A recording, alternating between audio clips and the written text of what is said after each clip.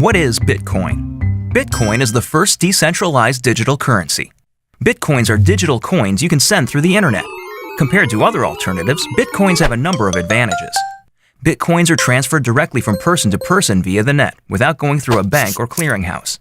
This means that the fees are much lower, you can use them in every country, your account cannot be frozen, and there are no prerequisites or arbitrary limits. Let's look at how it works. Bitcoins are generated all over the internet by anybody running a free application called a Bitcoin miner. Mining requires a certain amount of work for each block of coins. This amount is automatically adjusted by the network such that Bitcoins are always created at a predictable and limited rate. Your Bitcoins are stored in your digital wallet, which might look familiar if you use online banking. When you transfer Bitcoins, an electronic signature is added. After a few minutes, the transaction is verified by a miner and permanently and anonymously stored in the network. The Bitcoin software is completely open source and anybody can review the code.